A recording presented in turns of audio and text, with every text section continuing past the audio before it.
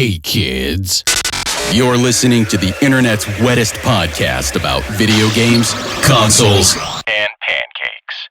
The SML Podcast.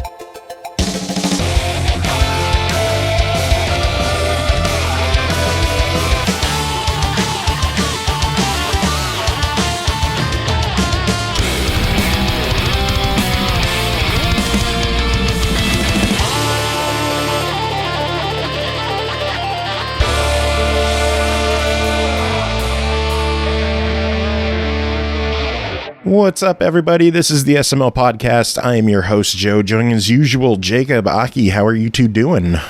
I am good, because I am alive currently. Anyways. Currently? Yeah. Are you planning on dying later today? You never know. You know, it's just good to be prepared. You might have some fun, might just drop dead, just for shits and giggles. My afternoon's looking kind of busy. I might have to squeeze that in. Might have to murder myself. It's okay. Anyway, we have a guest joining us this week what? Oh, you wanted to say how you're doing? Yes. Nathan, do you care how he's doing? I'd love to hear how Jacob's doing. Okay. Jacob, how are you doing? I'm a little sleep deprived and nervous. I actually have to bounce out of the show a little early. I don't know, Nathan, I don't know if Joe told you. I have a job interview. No, he didn't tell me. Where are you getting a job interview with? What? Where are you interviewing with? So it's this company that essentially I'd be like a business English teacher for South Korean business people. Is this about ordering wives? Like Joe and I were joking, if this is just like the South Korean version of OnlyFans, I'll just be this isn't what I signed up for, but whatever. All right. Can I wear pasties? So that's exciting, man. Well, fingers crossed. I mean, awesome. You're speaking English right now. It's pretty good. I can follow. Thank you. I've been speaking English all my life. So I feel like I am a little prepared for this. But yeah, the best part is they were asking what time works for you? Blah, blah, blah, blah. And I'm like, oh, well, I'll just see what time it is over in South Korea. Cause they were giving me Korean Standard Time version of their times. And I'm like, okay. And I'll just see what that equals out to Eastern Standard Time. And I've totally forgot that this thing called the International Dateline exists. And so, I'm like, oh, yeah, I could totally do this interview on September 2nd, blah, blah, blah. Yeah, it's September 1st over here. So I accidentally scheduled the damn thing during the podcast. Congrats. Which I think is hilarious. Yeah, which is going to be great, especially if they're like, oh, yeah, we think he's qualified to, teach business people stuff, especially if he doesn't know how time zones work. So and then he just never comes back. He's like, I'm done with these people. Yeah. So this will be fun. By the way, the person interviewing Jacob tonight is Nathan from Mommy's Best Games. How are you doing? I'm doing great, everybody. How's it going? It's good to be here. Good to have you back on. We love having you here. You got a new project coming. What's going on? What's new in Mommy's Best Games land? We have the most Xbox game coming out. It's the most Xbox. It's called Game Type DX. So I've done several of the DX remasters, right? The deluxe editions for Weapon of Choice and Shoot One Up and Explosion Aid. This is the fourth and final one. Game Type was the original game, and it's coming out to Xbox One on September 8th. It's hitting other platforms too, isn't it? Or is it just Xbox? It's hitting the best platform, but it's also hitting the other ones too. It's hitting Nintendo Switch and Xbox One on September 8th, and it's hitting PlayStation 4, PlayStation 5 a few weeks later, possibly a month later, because the game is so Xbox. Sony, do you have that's not a joke. Sony could not handle it. I had to tone it down. what kind? Can you say like what kind of edits Sure. you had to make?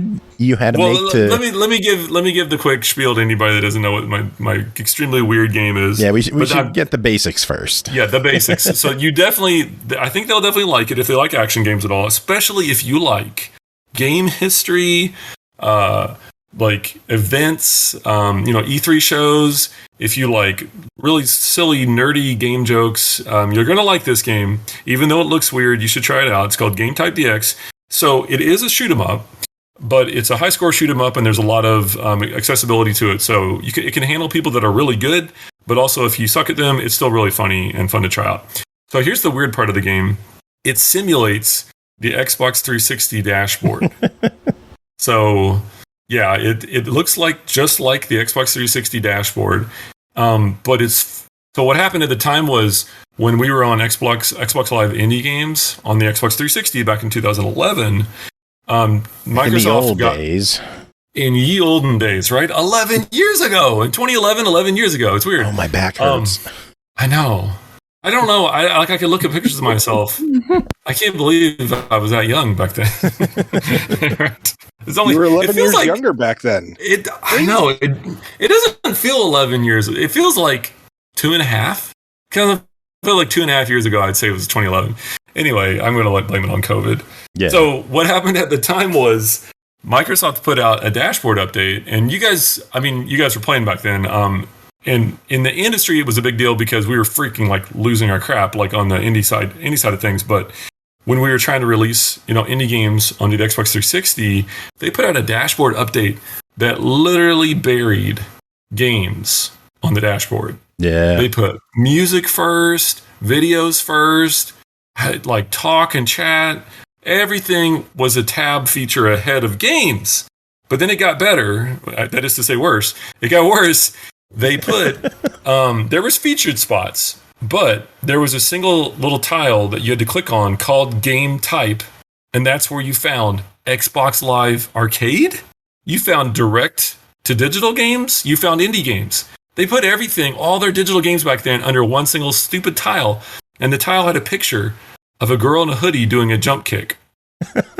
It was just garbage insanity. Like it was, like waking up from a dream. You couldn't believe it. So I quickly put together this satire game. This pure simulation.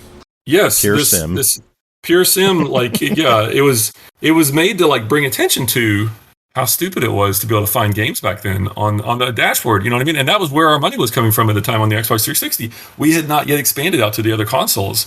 So I was, and a lot of people hadn't either. They were freaking out. So we put out this game, and it made fun of the system. It made fun of all the ads. So it's kind of twofold. There was tons of ads, and games got buried. And that's when, I got really mad about it. So I came up with this idea that in this new game that I was making, we made an entire version of the Xbox 360 dashboard, and in it were fake, silly ads. And then you fought the ads in the shoot 'em up. So like you can goof off in the dashboard for, a minute or two, or however long you want, look at all and read all the silly stuff. But the meat of the game is playing the shoot 'em up. But the cool part is it references all the silly ad jokes that we make back in the dashboard.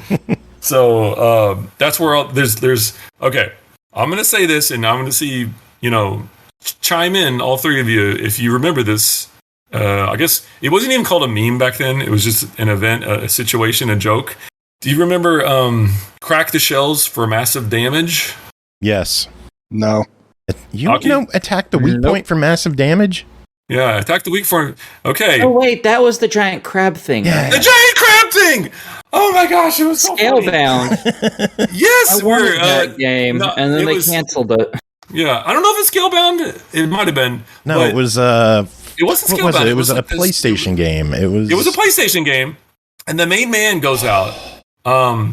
Gonna bug me. I know what the game is. We'll look it up. We'll look it up. He goes out to a full press room at E3, and he's like, it's a fully realistic, completely historically correct military simulation.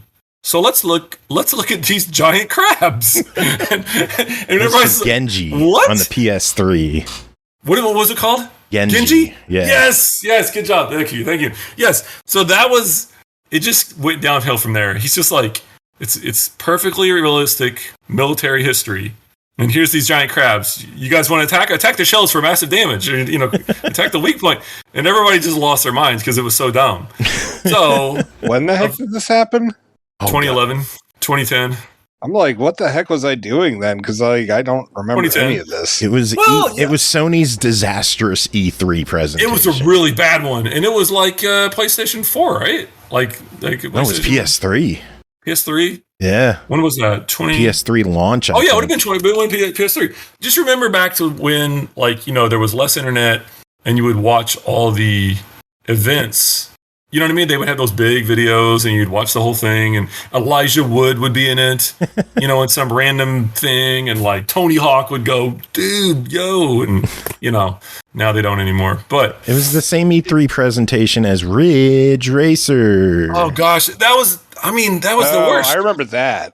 Yeah, and he just goes, Ridge Racer, and it's just silence. Everyone's like, Ridge Racer. He says it again. Silence. It was a good one. So anyway, this was 2006. Okay, so my jokes are a little late. I thought it was funny. I still put it into 2011. I'm just like, okay, that explains more why I didn't. I don't remember this. What were you doing in 2006? Very, very like. Is that why? Well, literally, that is actually what I refer to as my lost year. Jesus. Oh my god. Because I have a year of college where I was getting baked so much. By the end of the year, by the end of the school year, you could have a conversation with me and reference something that had happened 30 minutes ago, and I'd have no fucking clue what you were talking about. Wow. It was bad. It was real fucking bad. And of course, when I came home, my parents were like, "Oh, he's just so burned out from finals and stuff like that." And I'm like, "Oh shit, yeah, man, it's finals. Yeah, that's man, they were so stressful. Yep." He's not burned out. He's baked out. But yeah. So yeah, this explains much of why I don't remember this one. Okay. All right, there you go. Continue. So, no, I wanted to pull in the most well-known, silliest kind of jokes that I thought were funny in game history, and so we put I can't remember who it was, Yu Hashido, or who was running the event at that thing. We put him in. He runs his own restaurant now in the game, and he says crack the shells for massive damage, and so it's a crab restaurant. That's one of the jokes in there, one of the fake ads. And then later on in the game, in game type in the shoot 'em up, you fight these giant crabs. And there's also the main silly thing in there is a lot of it. Some of it references game history, and some of it's just pure silliness, like reality TV. There's a channel called Cat Chat, and it's it's all cat hosted shows all the time. So Cat Chat, which leads to the first big boss in the game. That's right. Who I can beat. Yeah, there. Nice. Good job, you. Yeah. So, and the Cat Chat boss is in there. And so the shoot 'em up part is more of a high score thing. So it's not like a progression, like you beat 8 levels and you're done. So the Cat Chat boss kind of shows up every 3rd level, and he kind of morphs and has different attacks and stuff. But yeah, so there's a lot of silly jokes in there like that. There's an SUV you can buy. There's but in the ads and stuff like that. So. We had fun making up all the jokes.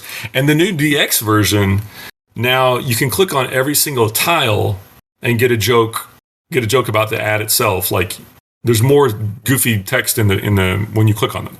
Because at the time when I was trying to ship it, I was trying to ship the game to get it out as fast as possible to raise awareness at the time to change the dashboard, which we did.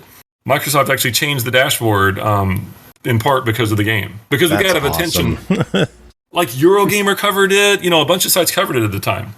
So I got word from people internally at Microsoft who, can't say who, but like people working in that scene, and they said, "Oh yeah, it mattered. It helped. It wasn't the only thing, but it definitely helped." So anyway, yeah, it was fun, and I'm proud of the game because it's like one of the few like kind of games that's like I call it a protest game, like it tries to get something done, like an activism game. So even though it's kind of silly, it's within the industry itself, but it did work. So you brought change to the industry. I know. I'm serious, man. I was really proud of that. So now the industry's bringing change to your game. So to release it on other platforms, like what kind of changes did you have to make? Did you have to remove any actual mentions of the word Xbox? Because I know on the Xbox version you have a statement where you explain everything, and that was a good callback. Good way to bring it back. And yes, I do. We had to change a whole bunch of stuff. Like, not to the point that it's like incredible or anything or really interesting, but a whole bunch of boring things like I couldn't say Xbox 360, but not only that, I can't even say the word dashboard. Really? Like, that's a fairly generic word. And they're like, nah. They said that's a competitor's term. And I'm like, it's a word. Like, Xbox 360 I get, but dashboard? And they're like, no, it clearly references the competitor's platform. And so we had to change that.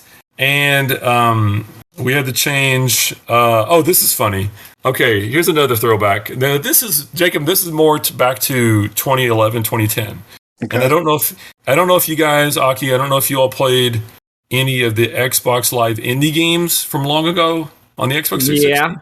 Yeah? Not much, but yeah. Okay. I know, like, our games were of sterling quality. Some things in there were not so good, but that was fun that everybody got to put their games out. So there was a kind of a very select little subcategory of games that crept up on there, and they were vibration games. Vibrator sounds like a good one. Yeah, what's I was gonna say I actually remember when that like went down because because I managed to grab the one that like made the biggest hubbub before Microsoft removed it. Because that was all over the Xbox message boards at the time, and I thought I had gotten rid of it, and then I was going through my Xbox 360 hard drives because, like, I'm trying to like get all my downloaded games like together in one place and shit like that, and it turns out I still have it. But yeah, it was supposed to be like, oh yeah, it's a massage thing, like you put the controller on your neck. Yes, they called it a massage thing, and then somebody just like kind of went for it and said, no, it's for your girlfriend or something. So we put a Valentine's Day controller, massage game in one of the fake ads. And they're like, Sony's like, no. And I said, oh, come on. They don't have a sense of humor at all. I don't think there's bots working there, but it felt like it. Because I was just like appealing to them, it was almost like, I just want to check with you guys at Sony. Do you understand what this is? Like, it's a joke. It's a funny thing. Making fun of the other guys, right? We're making fun of them. Oh, that's what felt weird to me. It was like, you get that we were mocking Microsoft. And by the way, they were cool about just basically everything in Game Type DX on the Xbox One. We had almost... I don't think we had any problems, really. I think we talked about it with them a little bit, but I don't think we had any serious problems. So, controller massage 360, and I've got like little hearts drawn on it and stuff. That was the fake game, the little fake ad in the new in Game Type DX and the new dashboard. And Sony says, so first of all, you can't say 360. I'm like, come on. They're like, no. I said, okay, fine. You know what? It's called Controller Massage 720. Then they're like, you can't have the controller look like that. I'm like, fine, I'll take off. I just would it's sort of like, I don't know if it's porn, but I know it when I see it. So I was doing that thing where I'm like, what if I remove this button? They're like, no. I'm like, what if I remove one more button? They're like, no. And I was like, what if I remove this little, control stick? They're like, I don't know anymore. I can't. Okay, good. Just leave it. So I just kind of pushed it until we could get it. That's one way to do it. We just kept going down the line. So there was that one, and there was a couple other little things like that, but they were amazing sticklers. Like when they said, you can't say 360. Like the number 360 can't show up in my game. They're like, no. Yeah, that's pretty ridiculous. That just a friggin' awesome number. Yeah, anyway.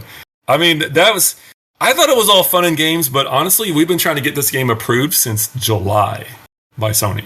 You should have had, because they wouldn't let you say 360, you should have had something in there called turn around like an idiot no scope just because you can't say 360. Just to be like, this is stupid. Here you go. I agree. I mean, yeah. So like I said, I would be for when you're not near your loved one, but your controller is. I tried to have as much fun as we could with all the jokes in there. I just pulled it up on my Xbox so I could reference like the ads that you had. Like I love everything in this game. I spent so much time looking at all the ads, and I somehow missed this one. I just wish the controller would vibrate the whole time you're looking at that ad. Oh, dude, if we do an update, I will do that for you. We'll probably get called as a bug. It'll probably be like, the controller vibrates now on this thing. Yeah, like if you select it, that would be awesome. That would be so funny. It's so funny. No, you know what? I'll see. Make it an achievement. Like, just call it Joe's Lonely, and you have to make your controller. Yeah, you have to make your controller vibrate for a full minute. Yeah. You have to stay on there. Oh, if you stay on there for a whole minute and don't leave and let it vibrate for a whole minute, you get the achievement that says "Oh, so lonely." Yeah, like that. That'd be awesome. Amazing. Yeah, this has to happen. And it says that you could do 12 speed settings. You could like crank it all the way up using the triggers. So listen. So in that little stupid one-line joke, there's, so everybody listening, you click on the little fake ad, and now there's a screen full of text where I try to make more jokes about it. And one of the sentences, in 6 or 8 sentences, one of the sentences says, 12 speed settings, go from low and slow to heavy rumble. Well, Sony didn't like rumble. Sony didn't like rumble either. Really? So I had to change that. I had to, whatever. What does it say right now? It actually says that, right? Intense rumble action. Intense rumble action. I couldn't say that on Sony's version. So Sony's version says something different, like, I can't remember what I put, like, heavy duty or something like that. Yeah. Couldn't say rumble. Anyway. Is there stuff you got away with on the Switch that you couldn't get away with on Sony? They were pretty sticky too. So first of all, both Nintendo and Sony were like, no way on green. I'm like, what? They're like, absolutely not. You can't do green. I'm like, okay. I said, perfect solution. We'll have Switch red and Sony blue. And then easy enough. Yeah, then I was like, I can do that. No big deal. And then Nintendo had a couple things too. And I can't remember I think they might have zeroed in on the controller one also, the Rumble one also. They didn't like that. Maybe they let me say Rumble, but they didn't let me make it look like that controller. They weren't happy about that. I think they might have let me keep 360 though, but it's like, they did not let me. They such an MS Paint looking 360 design too. It's pretty bad. Well, that was the thing. When I did the art, I just kind of kept it like real sloppy with the pixel art, just tracing over like the football guy throwing the football and stuff. It's real, janky looking. So just to fit with the theme of it. So anyway, yeah, Nintendo had a few things, but I think Sony was, it's taking a little longer. Thankfully, we got it approved on Nintendo, and they let us do the pre-order. So it'll be unique on every platform. It is, it's pretty. That's kind of cool. It's kind of a pain in the ass, but it's kind of cool. The cool part is it is up for pre-order right now on Xbox One and Nintendo Switch. So that people can buy it now. It helps me out. It's only $5.99, but it'll also come out September 8th. So $6. That's really cheap, because this, there's the whole joke with the dashboard and all the funny ads and everything else, but there's a solid shooter underneath everything else. Like, tell us more about the shooter. Nice. Yeah. I mean, like, personally, I love shoot 'em ups. I love run and guns, side scrollers, all the shooting kind of games. And so the shoot 'em up, and I always, every single one of our games, I try to do something unique in it. And this one was like one of our smallest games, but I still did something that I'm proud of. And it's very unusual. So it's a score-based shoot 'em up. You're just going for the high score. And so a lot of times in a shoot 'em up, you will loop it, and there'll be like loop 2, and now it's harder. So the change I made in Game Type DX is you can now loop the game forever, and it will get harder and harder, but it actually gets faster and faster. The entire gameplay speeds up. And so you get up to, like, say, loop 10. It's pretty fast. I've seen people online sharing, like, early, reviews or sharing, or previews. And one dude got up to level 20 or loop 27. Yeah, there's some ridiculous scores on there. I'm proud to say I'm sitting in third right now. Nice. There you go. And I'm behind people. Like, I have 55 million, and the two above me have 501 and 732 million. Who's at 732? What's her name? Michael Douglas. Oh yeah, I saw him on. He's the one probably pushing the loops the most. I didn't know he got that high already. So the other gameplay, that's ridiculous for this game. Holy shit. Yeah. So the thing that makes the game manageable is balancing out the super bomb. So a lot of shoot 'em ups will have a super bomb. You know, it's your oh shit moment. Like you press it, and so for instance, the super bomb in a lot of games will clear all the bullets. It'll do a bunch of damage to the enemies on screen, you know, and give you a moment to recover. So Game Type DX, again, this is the other twist, is doesn't have a super bomb per se. It has a thing called the time pulse. And what that does is it slows time down all time in the game. So but it lets you move around freely. It gives you a moment to recover. So it slows the game time down, slows the bullets down. But then it also lets you use your super beam to destroy enemy bullets and turn them into points. And you can start chaining those things together, getting more time pulses. So if you destroy enough enemy bullets, you're awarded with a new time pulse. And then you also get them at the end of every loop. So basically, like a strategy is to build up these time pulses. This one guy saved up about 40, he says, before he starts using them. And when the game starts going too fast, you start slowing it down, you know, killing a bunch of bullets, slowing it down, and trying to manage through. So I can't imagine getting that far in the game. Yeah, we'll have to watch his playthrough, right? So that's kind of the idea. Those are kind of the two things at play there. Is the speed up that you get going faster and faster, which I actually stole from. Do you guys remember one of the Wipeouts? Was it Wipeout 3? One of them had a new mode they introduced at the time called Zone, and basically you were in the zone and you just raced around the track like a Wipeout game, right? Yeah. And you just raced the track, and every time you hit the finish line, the game sped up. And I just loved it. It was so cool because you have to get into the zone, and you just won with your car. And at some point, I'm like, you know, level 10, level 15, and it's just blindingly fast. And then eventually you just crash and die. Yeah, because that game gets like sickeningly fast sometimes. Yeah, it can. And I just thought that was so cool. So that's what I pulled over to the shoot 'em up version here, is that basically it just gets so fast you can't handle it, but it's like, cool, how fast can you handle, you know? So those are the big changes. Otherwise, it's a pretty solid bullet hell style shoot 'em up. It's not ridiculous bullet count. You know what I mean? I think you guys can attest. You can make it pretty far in before it gets to be too much. Yeah. I think I made it to loop 8 or 9. Oh, that's a healthy number. Yeah, for sure.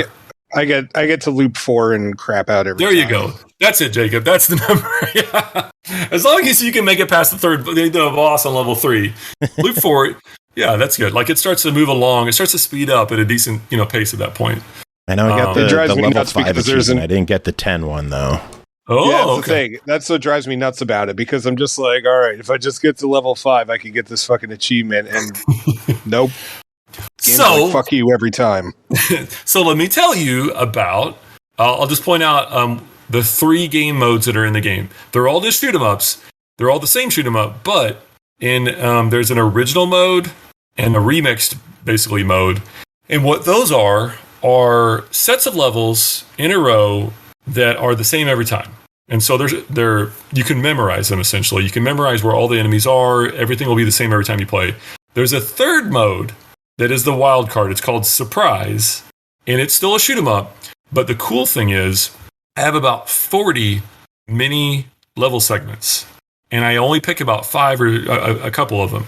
I stitch those together, and that is what you play, kind of roguelike style. That's what you play that one time you play. It's a new run every time. Every time. So if you play Surprise, you might get a fairly easy setup. It depends until it starts to speed up so much. But what I'm saying, Jacob, is you might be able to beat, loop 5 on Surprise mode, or you might be dealt a really hard one. I don't know. Like it's fairly random. Okay. So you might try that. Give that a try. And the other cool thing about Surprise mode, it's my favorite mode. I mean, I definitely like your faith in me. Yeah. Well, here's the thing. Here's the other thing I added to the DX version that wasn't in the original is I added a lot of power-ups. So even in the regular modes, there's power-ups now that there weren't before. There's a gun up, and you can get a free time pulse every so often. Well, in the surprise mode, there's actually a lot of power-ups. They give you 1-ups, they give you more score, they give you more guns. There's also power downs. Oh. They will take your guns away. They will take points away. They will take points away. And there's one that will just kill you. And so instead of I thought, well, what's the opposite of a 1-up? It's a flying skull. And it just kills you if you touch it. So, yeah. And there's my favorite thing of surprise mode is, I sprinkle out these power-ups, right? And power downs. They get sprinkled through. But then there is a swirling tornado of power-ups that comes out.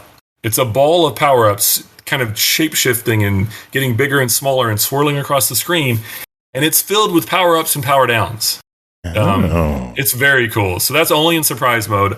I thought, the reason is there's some people that are super intense about shoot 'em ups and they want to climb the boards and they want everything to be the same every time, right? Because they want it to be fair and they want to memorize it. So that's what original and parkour remix are about. And then for people that want some more legs to it, or just want some more variety, that's what the surprise mode is. And at that point, I was like, oh, well, shit, we can just go crazy. I can just give you all kinds of random wacky stuff, which I thought was pretty fun. So, yeah, definitely try out the surprise mode. Nice. I will have to give that one a try. I only played the original. I went through it 3 or 4 times I was playing. It's just a blast to play. It's just a fun shooter. Thanks, man. Nothing to complain about, really. You done good. Thumbs up from me. So yeah, I've been having fun playing it. Cool. Thanks, guys. Yeah, give the surprise a little try at one point. And also, I'll throw in that there is a 2-player mode. Drop in, drop out 2-player. So Jacob, you got to come visit. No. We'll touch tips and then touch ships. Oh, yeah. Yeah, buddy. If only I could use that as a tagline. I mean, we could. I think we got an episode title now. We got the OnlyFans back up and running. And here I thought I was going to get Sony to let me put the game on their system. If we're going to use that, we're not getting... Fooled you. Are there sexy games on the Sony? On the PS4? Is there's some, but not as much as Switch. You guys... I want to hear from you. What happened? The family-friendly Nintendo has a bunch of weird, quasi-porn games on there. What happened? What's up? It's crazy. Nintendo's awesome. That's what's up. It's the Wild West of game releases. It's getting to Steam levels where there's just so much shit being thrown at the eShop. It's hard to find good stuff though. That's the problem. There's just so much. I think part of it has to do with both the Wii and the Wii U. Everyone kept knocking them as oh, it's just a kid's thing, blah blah blah blah. So with the Switch, I think they really looked at it as all right, well, let's double down on some adult stuff. I know Bayonetta came out for the Wii U, but I feel like that was too little, too late kind of thing. Yeah. But then we've got Bayonetta 3 coming out this fall, and there's a decent amount of adult-oriented action titles on there that wouldn't have been there 10 years ago. They're straight up titty puzzlers. Jacob. What's the nudity. I was talking non-titty puzzlers, but yeah. I agree, but I can't help but think of the titty puzzlers because it's what's the meme? What meme is most appropriate? I feel is it? Well, that escalated quickly because they went from kid to almost porn, on Switch. Geez, softcore stuff. They went from you can't say God and have cross imagery in games to all right. Well, if you buy the physical release, you can have tits on your Switch. That's nuts, man. That's just okay. Dial it down a little bit. Or not. It's fine. I just wow, they went way out there compared to the other two. So I don't know. Maybe on Xbox they got They've that done too. good. Anyway, surprisingly, what kind of nudity is in game type? Game type deck. It's a family game. The crabs are nude, So, there's that. Fuck yeah. Kinky. And there's a lot of there's a cat. The cat is wearing a tie though. Sorry, unless you're into that. Yeah, I think the cat's wearing a tie. So Business feline fetish. Oh yeah. That fucking desk blocking all my shots.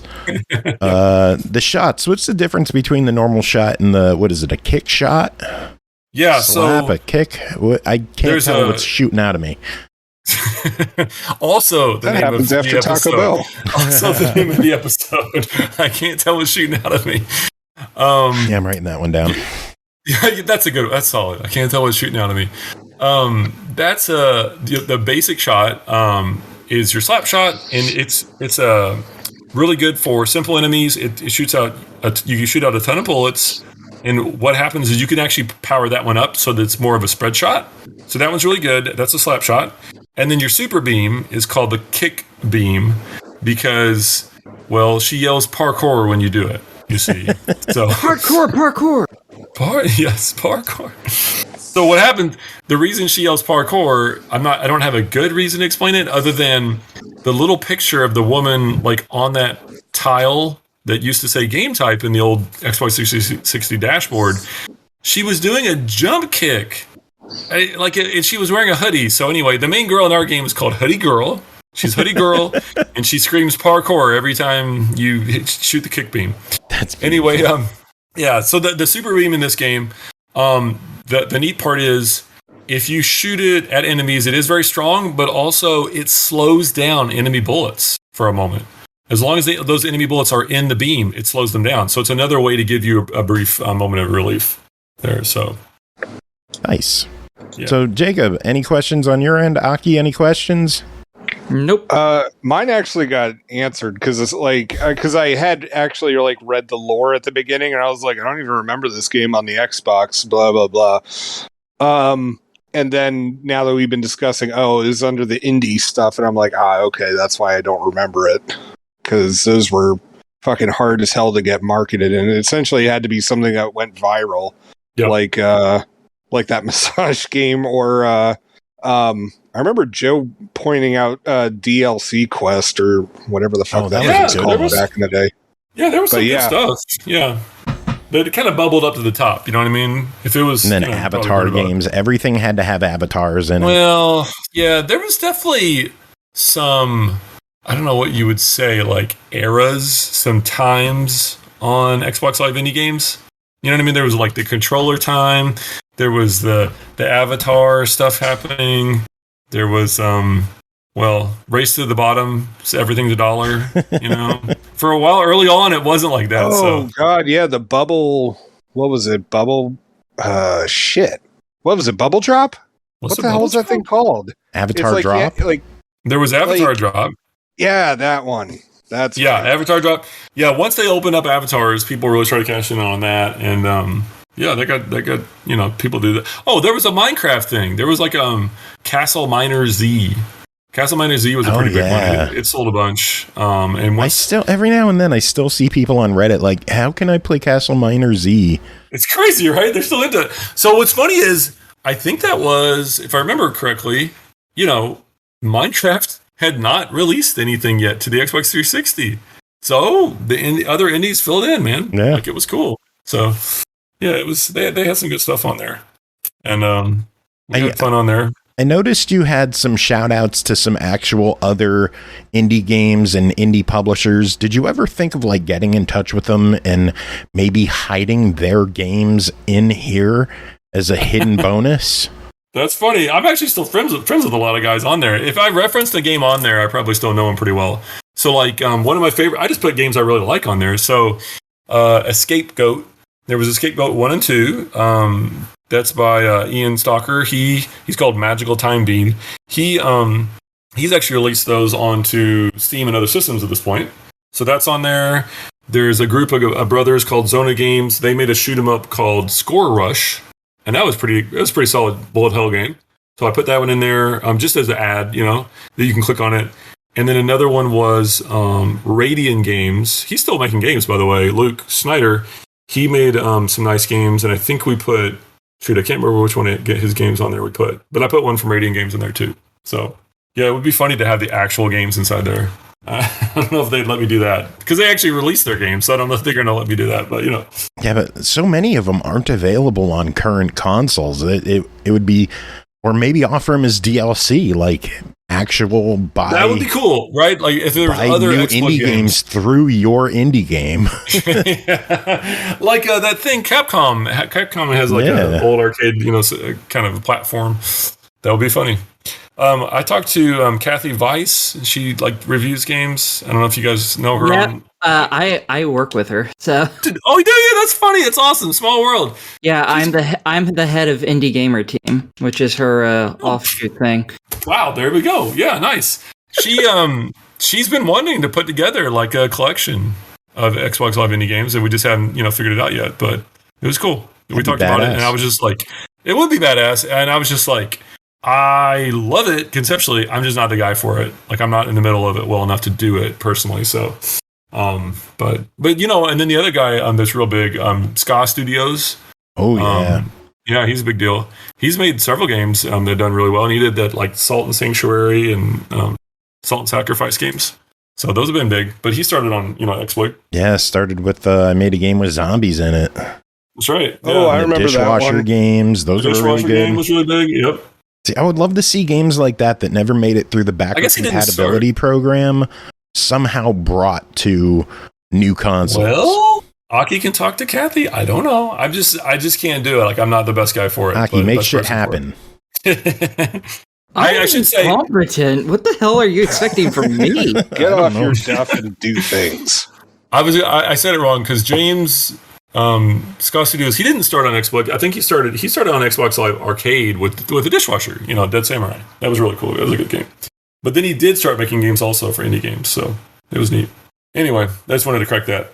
But yes, we all know now that it's Aki's fault that there has not been a collection, and it's up to her to make it happen. Probably, it's probably my fault. Fucking Aki. Fucking Aki. Yeah. How could you? Anyway, we've been chatting about the game for a while. Is there anything else you wanted to cover that we didn't bring up? Oh no, about the game, other than I just, hope there's some old fogies out there that like really old jokes from apparently 2006 that want to check it out, It's solid humor. It obviously is a little dated because it's from 10 years ago. There you go. It's stuck in the past, but so am I. I'm stuck in the past too. So it makes you feel nostalgic, and it's cheap. So yeah, it's cheap, and we put in some new jokes. Like for instance, there's like a friends list, and we poked fun at like Cliff Bleszinski and dumb things like that. There's lots. Did you have to change any names on that for the other platform? I did not. I got away with that, so I was pretty proud of that. We made fun of a bunch of silly people there that are really big deals. So they're like all Xbox people on there too. Yeah, basically, right? Like I thought that would be funny, Phil. Yeah. So anyway, I thought like serious Xbox nerds will enjoy those jokes. They're pretty corny Xbox jokes, but I thought they'll like them. So that was it. Yeah, it was quality stuff. Where's the friends? Yeah. Filled dispenser of pain. There you go. Like, yes. Xbox people like that. Doomslayer 69 is a good one. You gotta have that, right? Your mom. Just can't give away all the jokes. When is it out? What platforms? How much is it going to cost? Give us all the info. Big info dump right now. I think it's a week. It's a week from now, September 8th, next Thursday. Xbox One, Switch, and PlayStation 4 and 5 a little bit after, and it'll be $5.99. So any enhancements for the series or just Xbox? Nothing special for the series. We just we put everything in the whole mode. Yeah, they get all the DX content in both versions. So cool. Should work well over there though. Cool. Well, it was awesome having you on. Do you want to stick around and chat news with us at all?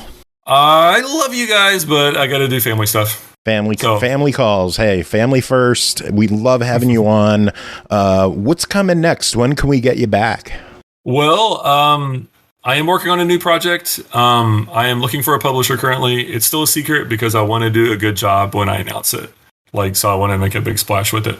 So, hey, whenever we figure out what it is, I'll come back on and tell you guys about it. Awesome. Yeah, anytime, man. Love having you on. Do you have any final words before we let you go? No, other than thanks for playing and happy shooting. Cool. Have yourself a good night. Thanks, you all. Thanks, everybody. Later. See you later. All right. Jacob, are you sticking around or are you hopping off for now? I'm hopping off so I could do the interview, but then I'll be back on. And for all of those listeners who, got to have their Thursday dose of me.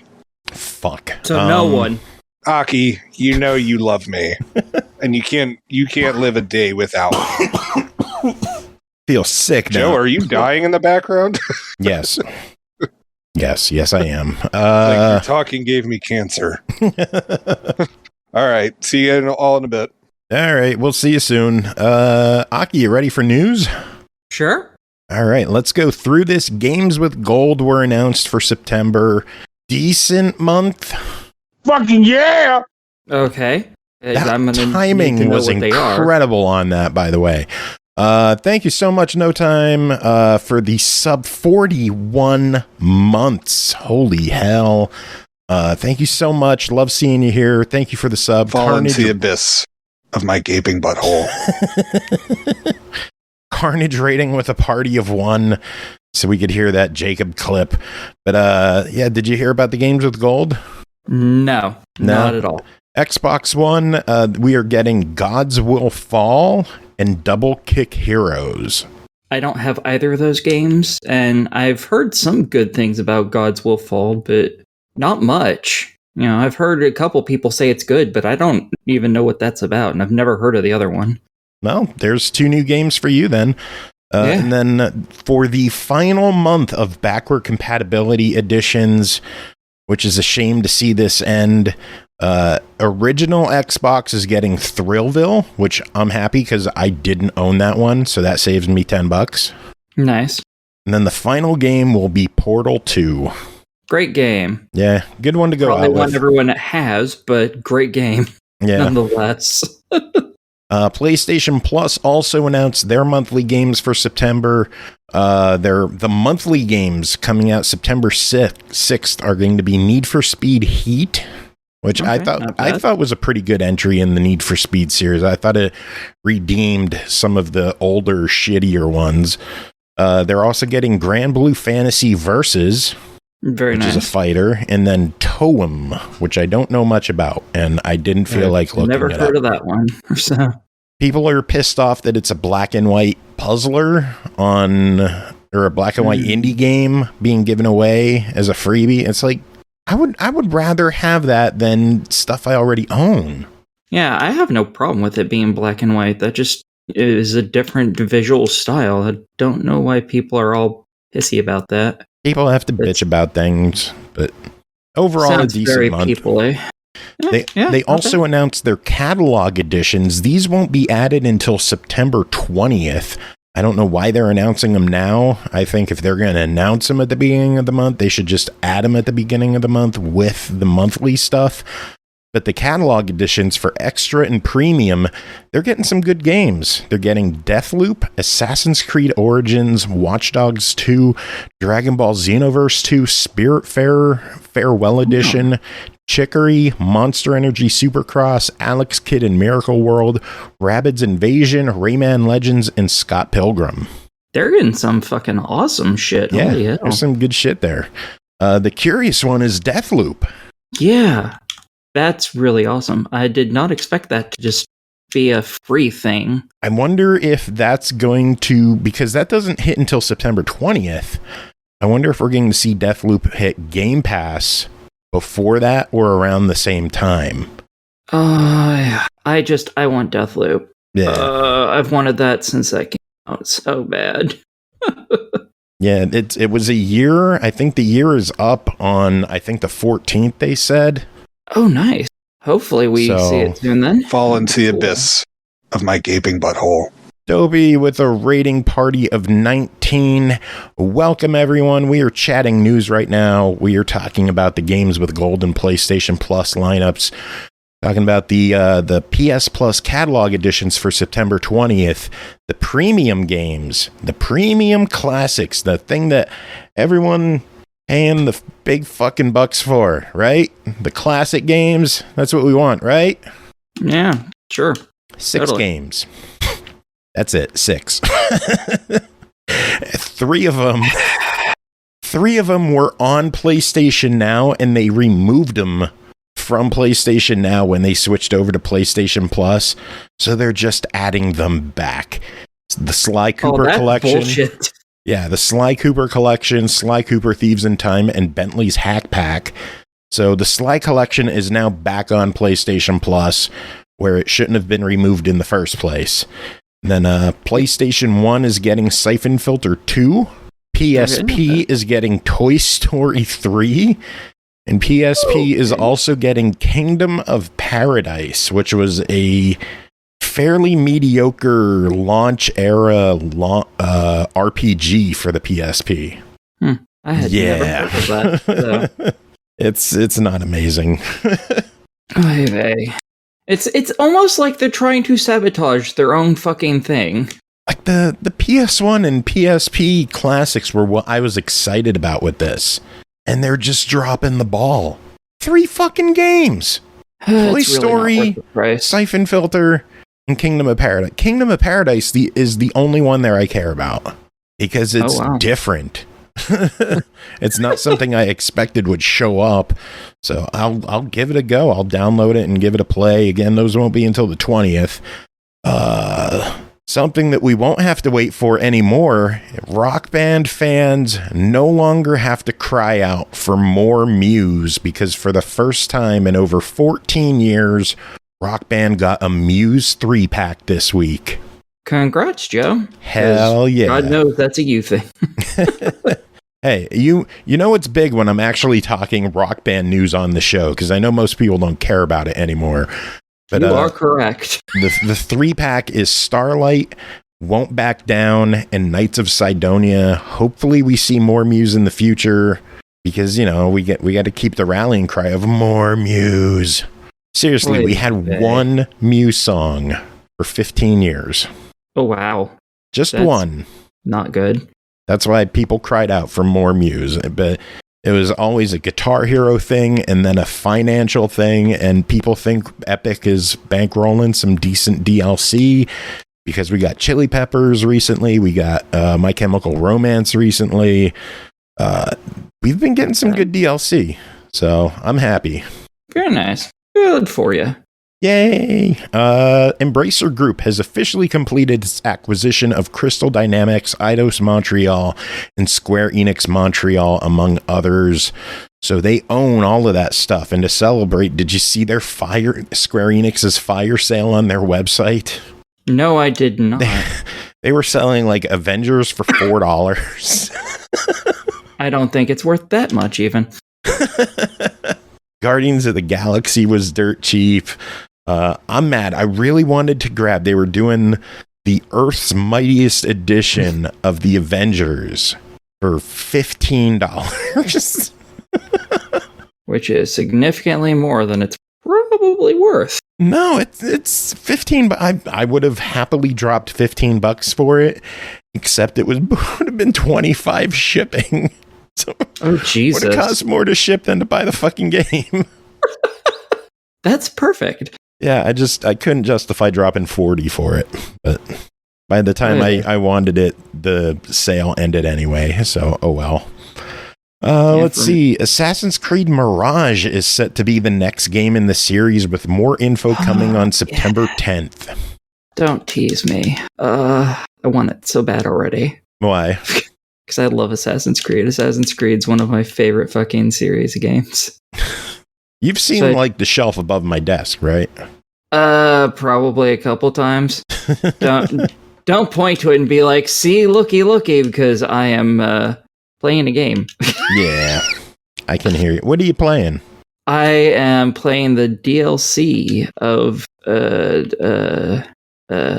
Back 4 Blood right now. Nice. Yeah. Because I had not quite finished that, and I'm just trying to get through it solo, I might add. So, yeah. Yeah, I just posted a picture in the Discord, which we have a Discord, by the way. If people didn't know that, we have a show Discord. Yeah, check that bitch out, people. Drop by our Twitch channel and look for the link to pop up every now and then. I'm not like super hyping it up because there's not a lot of people there yet, but it's a good group of folks. Which is ironically probably because you don't hype it up ever. Yeah. Well, I don't want ruffians coming in and shitting on our parade. I mean, I don't think you're going to get anyone on there that's worse than me, but okay. We have Jacob on there. He's already worse. Okay, well, I stand corrected. Anyway, yeah, Assassin's Creed Mirage, they're saying it's going to be a return to form for the series. They're apparently getting rid of leveling. It's going to be more stealth oriented.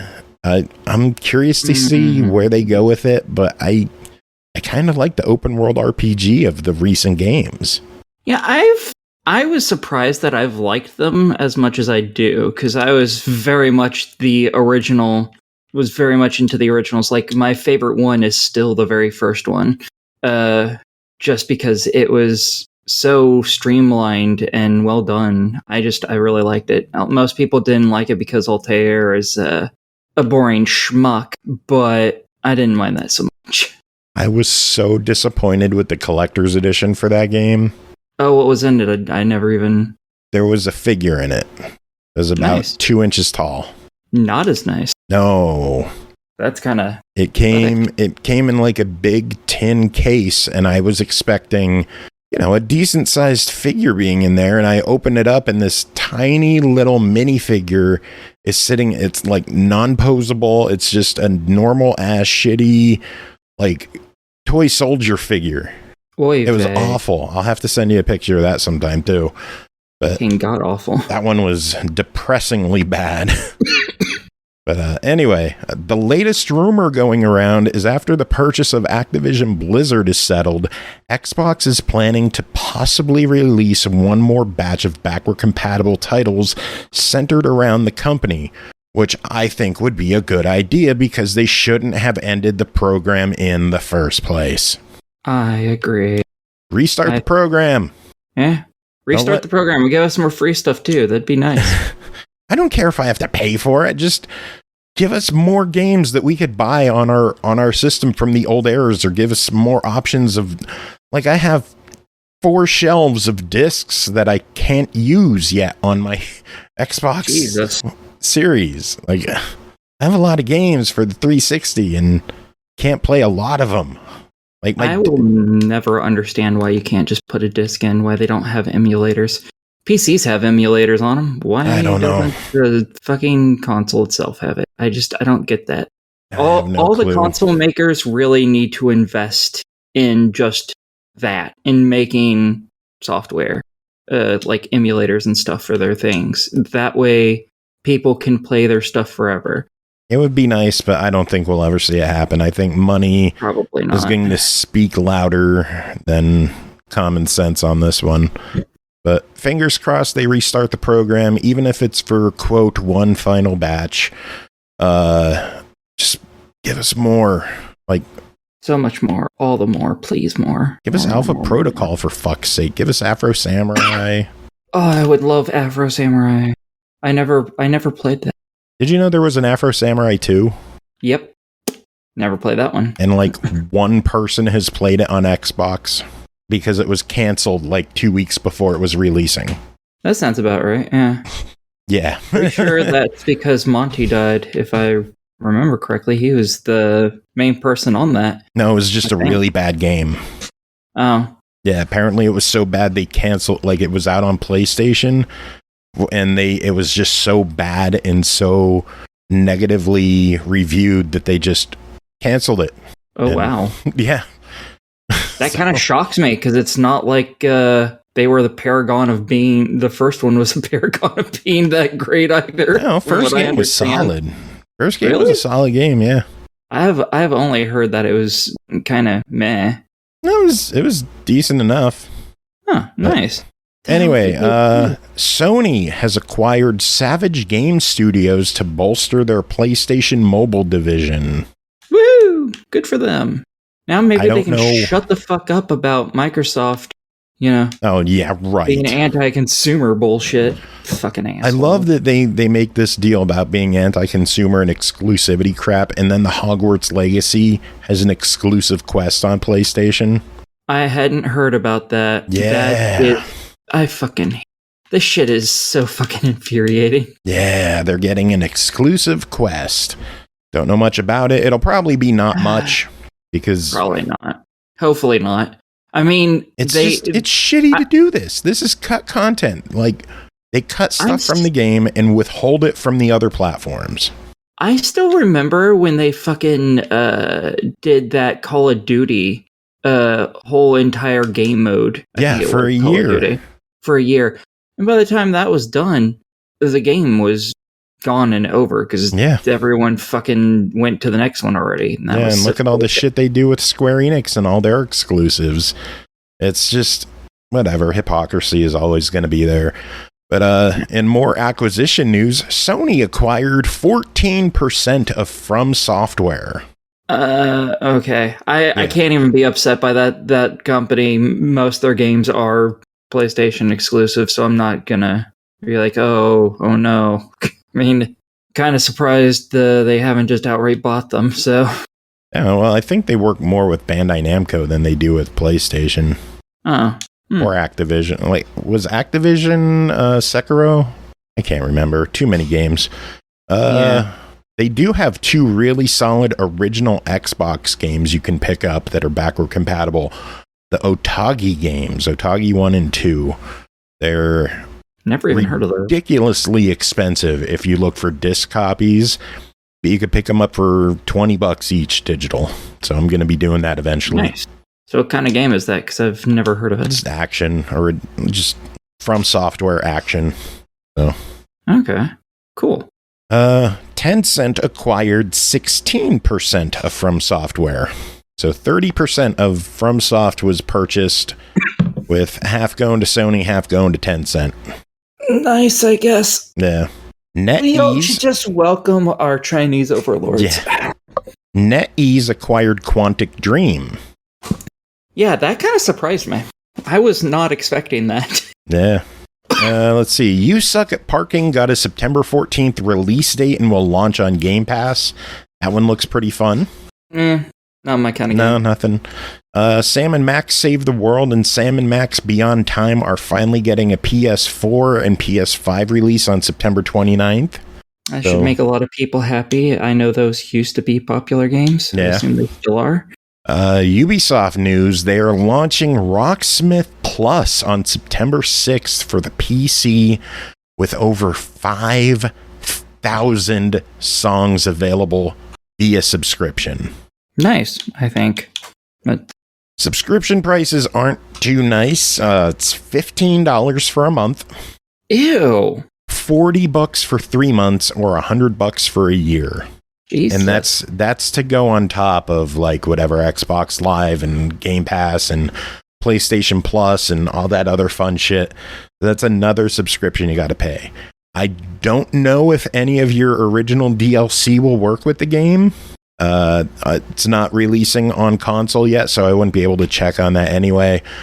5,000 songs, it sounds really, really good. But I went to their list of songs, and it's like a big database of things, and like every band I was searching for wasn't there. Like Chevelle didn't show up, Linkin Park didn't show up, Metallica didn't show up, even though someone said they apparently have 2 Metallica songs. It might be different depending on your region, so they might have region exclusive songs. That would suck. Yeah, they said the 2 Metallica songs that I heard supposedly are what was the one in Stranger Things that everyone was going nuts for? I don't know. Remember. I've never even seen that show. I'm too old to remember. Someone in chat will tell me, and I'll be like, oh yeah, my aching back remembers now. But just that's a lot of money for a subscription. Yeah, especially monthly. Like, Jesus. I mean, you could buy a year and save some. I don't know. I would rather buy my songs and own them. Like Rock Band with Muse this week. Rock Band 4 hit 3,000 songs. Nice. Muse was 3,000. And you have almost all of them. I have 2,997. That's right. I'm missing 3. God damn it. Pissing me off. You should just get in contact with those people. Show them your entire library and be like, hey, help do you me. just happen to just have any, maybe little tiny, keys for these old ones, please? Pretty please. You probably Just so I don't can even complete exist. it. Probably Who not. knows? No. Gizmo from Gremlins is joining Multiverses next Tuesday. Well, that's cool. I wouldn't have expected Gizmo in there. Yeah, especially because they announced Stripe from Gremlins, and now just out of nowhere, we're also getting Gizmo. So I don't know who Stripe is. So one of the bad ones with the mohawk. Okay. Yeah. Been so long since I've watched. Yeah, some sad news. Bless Unleashed, the MMO, shutting down November 30th. Yeah, I saw that. That's a shame for people who played it. I did. had no I idea liked how it. popular it was. It was a solid game. I really enjoyed my time with it, but it had that problem that all MMOs do, where you just hit this point where the grind becomes too much. And I gave up. God, I want to say like 40 some levels in out of like 60 maybe. I don't know. You were so fucking close. I put a lot of time into it. I know that. But more shitty news is the latest Halo Infinite news. Did you hear any of this? Yeah, that was not pleasant. Do you want the bad news, the bad news, or the bad news? Let's start with the worst news and just keep getting worse. Yeah. Season 3 has been delayed until March 2023. So this season is going to last 10 months. That actually doesn't bother me all that greatly, to be honest. Well, you know what really sucks? Split screen co-op scrapped completely. Yeah, that's the part I had heard about. And that sucks. I don't use it, but I know a lot of people do, and that was one of the really popular things for it. So yeah, well, at least we'll have campaign co-op, right? Online. Fucking hopefully. I mean, they delayed until November. Yeah, I mean, that was supposed to come out when this season fucking came out. Yeah. It should have been there at launch. It should have fucking been there at launch, and the game was supposed to come out in 2020. So what the fuck is going on, Halo? Yeah, there is clearly something going on over there, and they're just not fucking talking about it, and they fucking need to. No. People know what the fuck is happening and why all this shit is so fucked. That's a lot of clearly fucks in one sentence. I didn't even realize I had said it more than once. Those fucks are so fucking fucked with their fucking shit with the shit fucking... It sounds like the beginning of Saint... Have you played Saints Row yet? No, I have not played the new one, no. In like I the first... had the money for it. After the first mission of the game, your guy's driving back to his apartment pissed off that he didn't get a mission bonus. And he's just like, fuck, fuckity, fucky, shit, fucky, fuck. I'm like, how much does this have to go on? Like, I understand you want to be edgy, but like, I thought it was hilarious because that is totally Saints Row.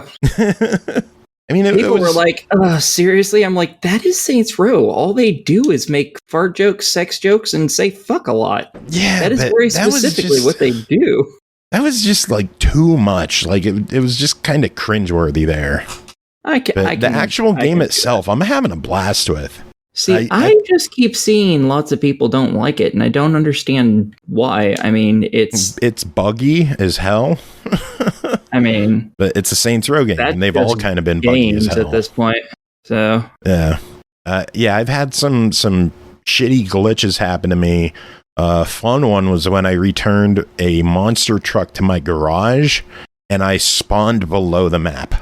Oh. Yeah. That's not good. Yeah, so I fast traveled and I was still below the map. So I reloaded the game and I was still below the map. Jesus. So I went back to an older save and I was above the map, thankfully. I was thinking you were about to say, and I was below the map. I was about to freak out. But I did lose the monster truck, so I had to redo the mission to get the monster truck, and I ended up below the map again. Oh, fuck.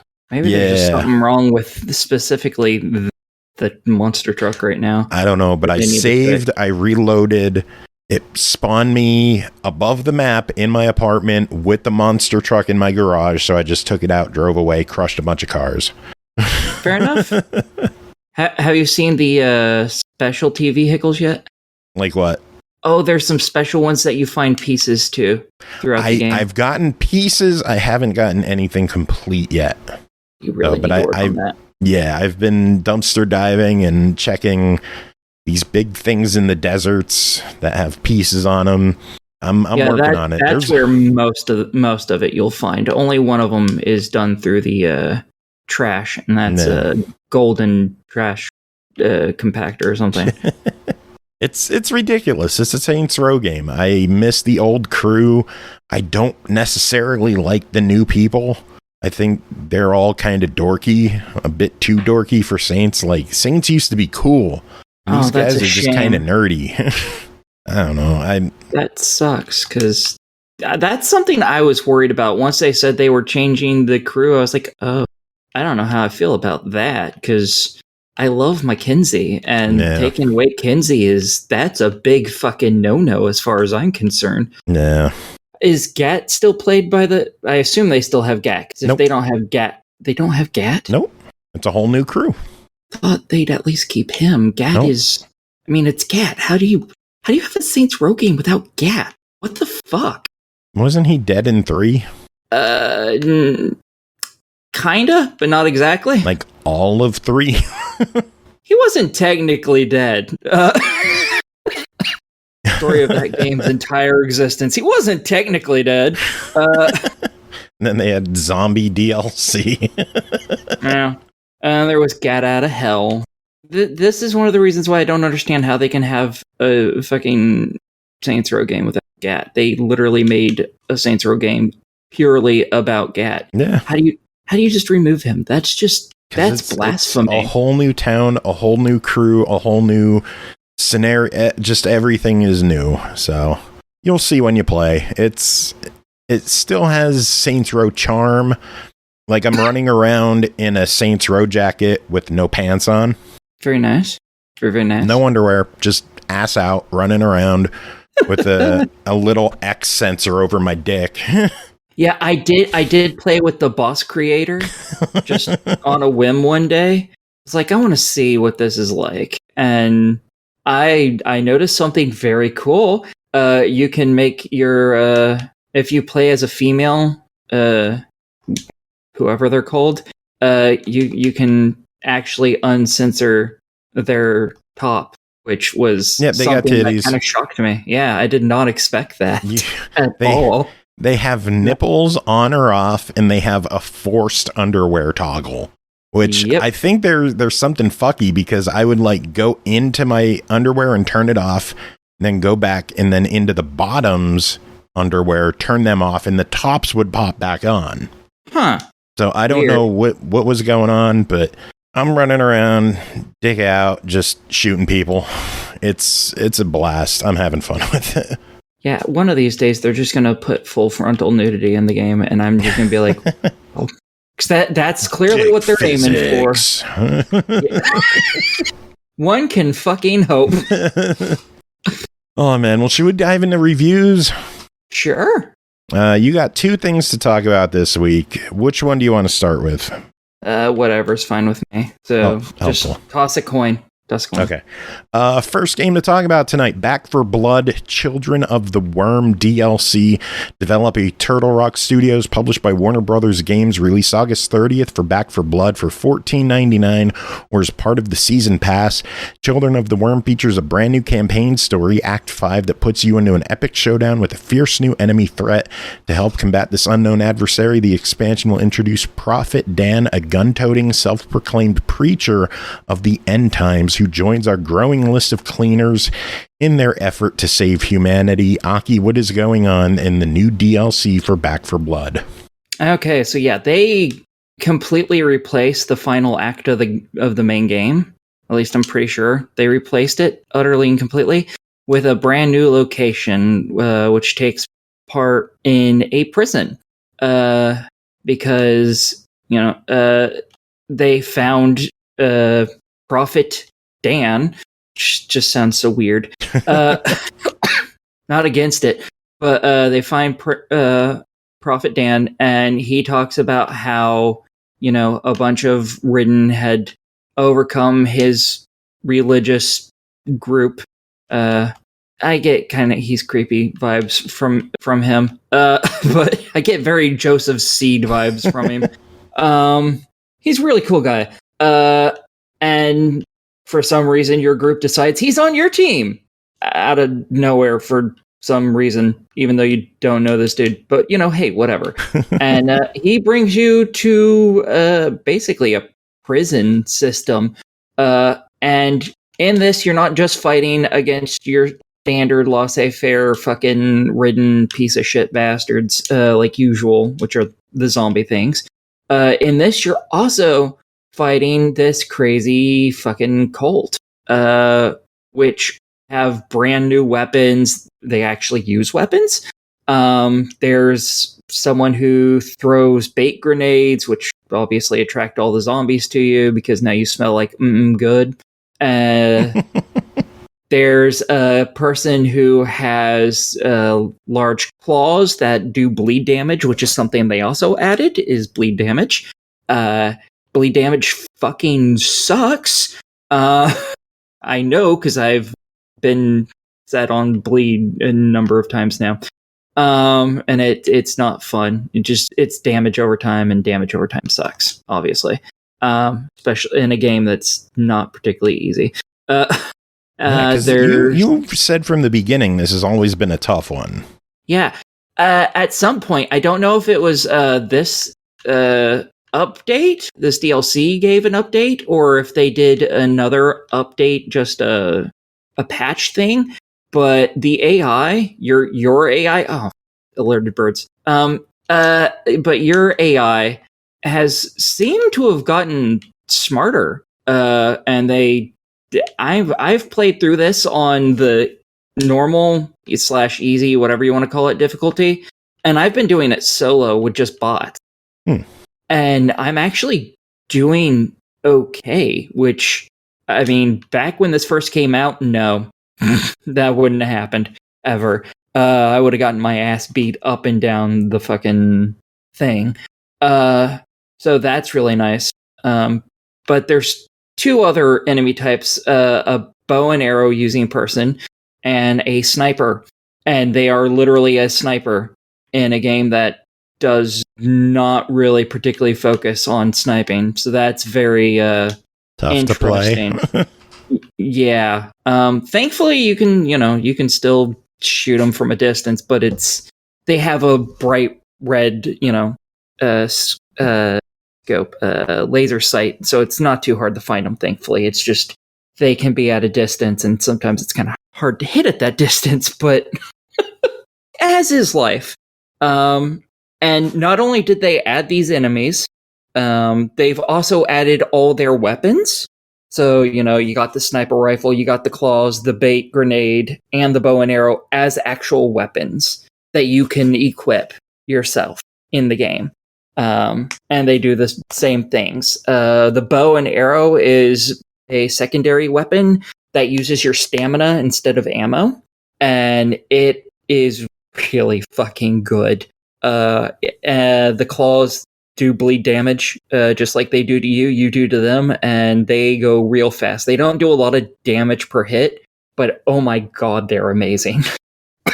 And then there's Prophet Dan, a new playable character, and he has a special weird little ability that if he's in the party and someone gets picked up, some random thing happens. Sometimes that might be like, oh, suddenly now a bunch of money just drops out of nowhere. Sometimes it's, oh, you get ammo. Sometimes, oh, you get healed to full and all your trauma goes away. Others are like, oh, now a flashbang goes off right in your face. Yeah, it's just random stuff because he's magical because he is a prophet. And you actually see that in his little quick introduction, as he actually touches people who are downed and magically heals them instead of being a medic. So I really like this update. This has been surprisingly fun I've really enjoyed this. The first DLC, it was okay. It was just furthering the game. It was okay, whatever. This one, I really enjoy so far. They've added some new cards. I don't really know what any of them do, because I don't really pay attention to the cards themselves all that much. But you also get some new costumes for most, not all, but most of your characters, which is basically them from before all the events of the game happened. So back when they were normal people. And some of them are really interesting. Like, you got a big buff black guy in here, and before all this shit happened, he was a skinny little dude in the army. He's like this fucking twig, and I'm like, wow, because he is a fucking beefcake in the game. And then you get like the older lady in the game. You get her young. The punk girl, you get her when she was a high school student, which is really weird. And yeah, it's just, you get all these outfits, and lots of them are actually pretty cool. They've also added to this update another thing that affects your costumes. Originally, you had to beat the game with each individual character in order to unlock a costume for that character that was called Battle Hardened, and then you had to beat it on higher difficulties to unlock another one and another one, but you had to beat it with each individual character. They've gotten rid of that. Thank fuck. Now, instead, once you beat it, you get all of that costume for all of the characters, not just the one you played as and beat it with. Yeah. So I went in there and I saw lots of the battle hardened ones, which is for beating it on the easiest difficulty, because still that's the only thing I've managed. And I was like, so fucking awesome that I can have all these, because so many of them look so cool. So yeah, I really enjoy this. Yeah. Nice. Well, the bundle is this expansion is $14.99. The bundle is what, $30? Is this the last piece of DLC coming out for it? I don't know. I'm loading up the season pass to see. There will be an expansion 3 coming. So okay, I thought there was 3, but I wasn't sure. The annual pass is $40. It is on sale right now for $20. Go buy it. Go buy it. That's my verdict. Go buy it at that price. Hell yes, the season pass totally worth it. The $15 for this alone is worth it. This is really fun. I have thoroughly enjoyed myself, and this game was just kind of mediocre to me when I first started it. This DLC has changed that. This is so the AI awesome. Improvements really turned it around. Oh yeah, significantly. Carnage asking, the game get any easier?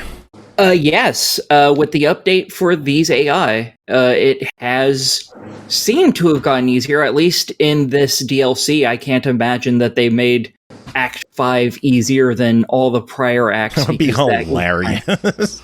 Yeah. Act 1, you're still struggling, then you get to Act 5, and it's just cakewalk. Yeah, so, yeah, no, I think they've made this significantly easier, which I am so fucking for, because this game was ridiculous prior, so, yeah. All right, well, Jacob's back. Jacob, how are you doing? I'm doing okay. How'd your interview go? I think it went fine. That was really quick. Yeah, that's what she said. Yeah, I mean, that doesn't shock me with you.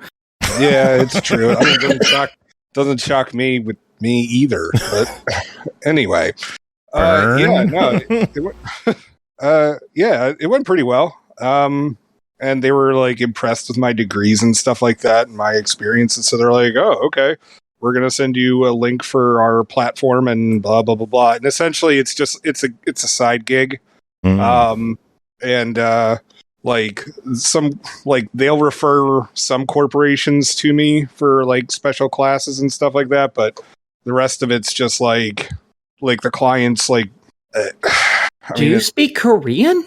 No. This is for Koreans trying to learn English so they have a more formal education in it for the business. Like, so like when they're talking to clients, like. And have to use English for it. They're not using slang. Oh, I would have assumed that you would need to know at least some Korean in order to make sure that they understood you or something.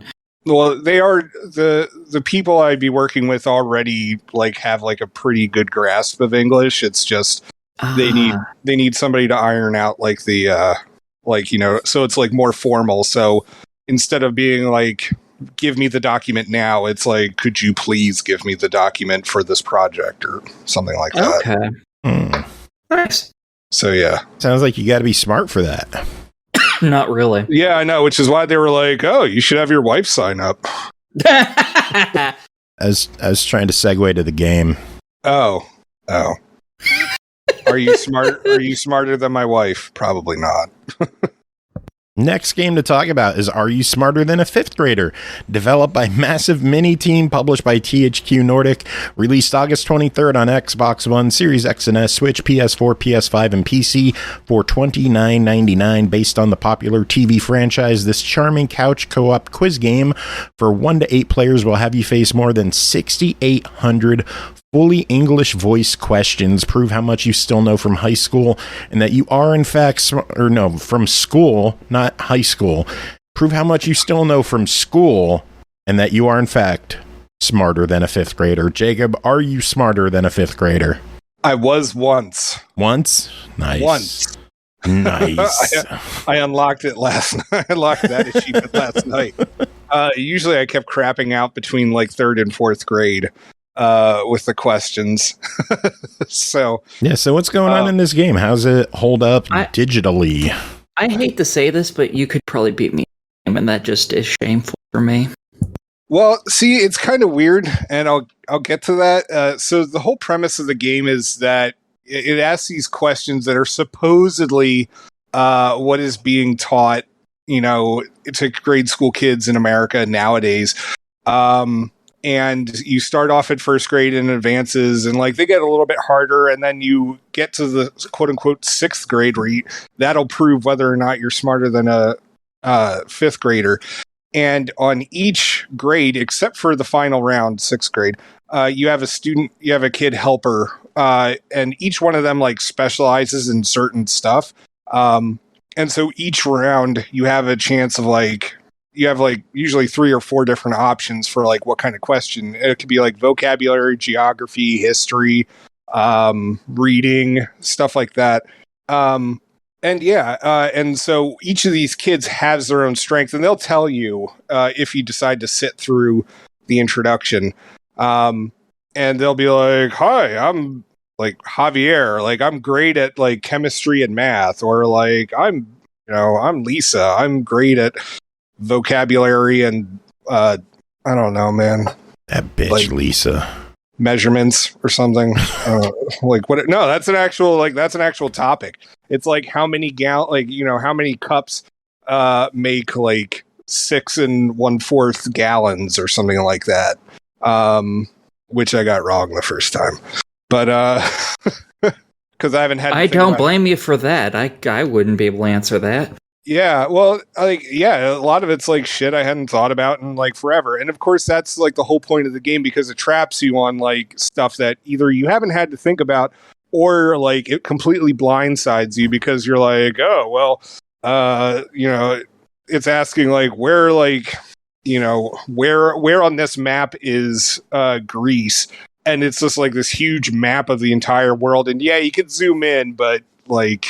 Yeah, the first time I got the question wrong, and I was like, "This map is not exactly the best thing." But one of the neat things about this game is that they actually take the time to make it so. Like, I mean, they fully understand that some people are colorblind, and so you can actually have an option where it will remove any questions that have to do with like specific colors or being able to see colors. Oh, that's awesome.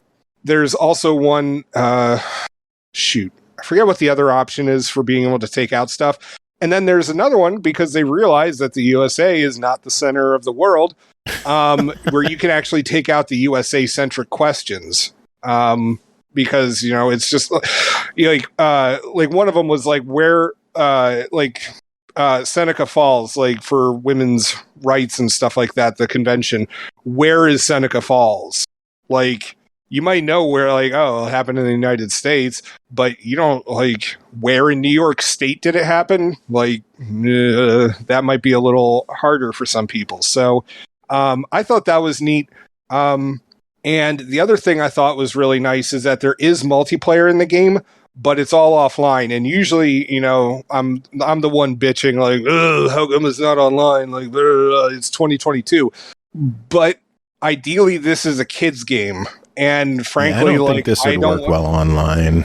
I mean, it could, but the thing is that do you want your, like, the thing I like about this is that it is a game show that my kids could play, and I wouldn't have to worry about who they're playing with because you can't play with anybody else online. It's all couch stuff. And one of the nice things too is that the game makers also realized, like, some households are only going to have one controller. And so you can have 8 people playing off of one controller and you just passing around the room. Oh, that's good. I like that. I thought that was really nice, this. So that being said, like, there are some issues, and it's almost all on voice acting. Holy crap, everybody's annoying. Yeah. And like that was one of my big takeaways from watching someone stream the game, was I wanted to punch every child in the face. Oh my god, and the hosts, like, they're all terrible, and like, yeah, you can skip it, but like it's not quick enough for the skipping, and it's just, oh my gosh, I just wish that there was a way that you could just disable all the dialogue, because I don't want to hear the hosts, I don't want to hear the kids. Come on, I want to lose this game as fast as possible. And so also, like, as you progress, like, you can also unlock other stuff, like you can unlock avatars, and like you can unlock special, like, outfits for the kids. Like, so far I've only unlocked one of them, but like, I think the kid's name is Eli. He, like, specializes in chemistry because, you know, he's in 2nd grade or some shit, and he specializes in chemistry. I don't believe this, but anyways, he has, like, an outfit that is dressed up like a mad scientist kind of thing. And like, I know that there's one kid that has, like, a scuba outfit. The only reason why I know that is because you can see the outline of it, and I know what I'm at least smarter than a 1st grader to know what, like, a scuba outfit looks like. Proud of you.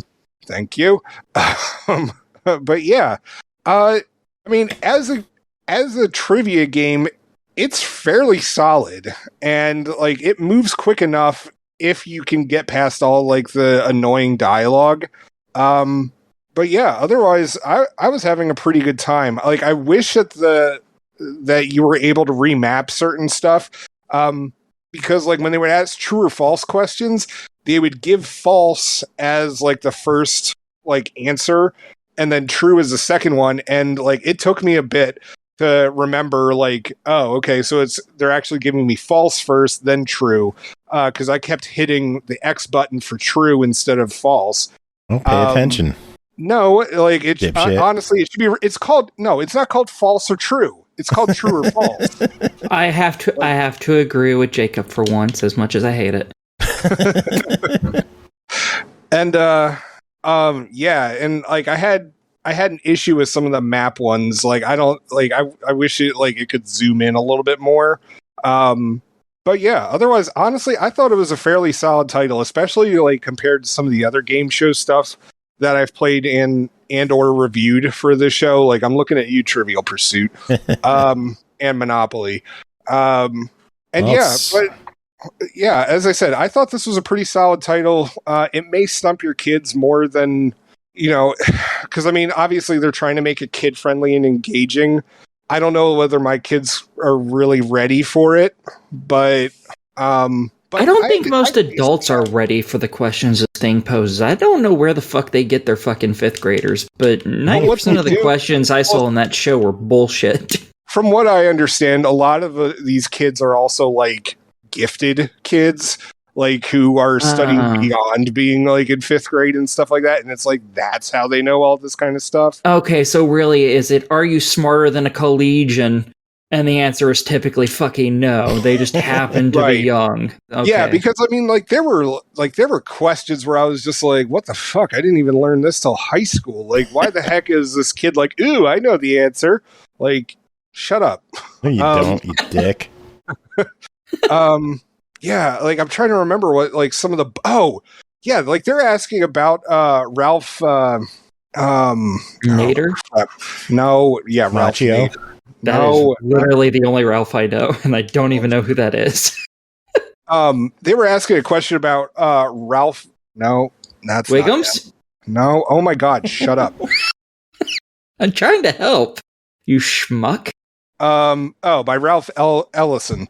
They were asking a question about Invisible Man, and like they were like, "Oh yeah, this is a question for fifth graders," and I'm like, "What?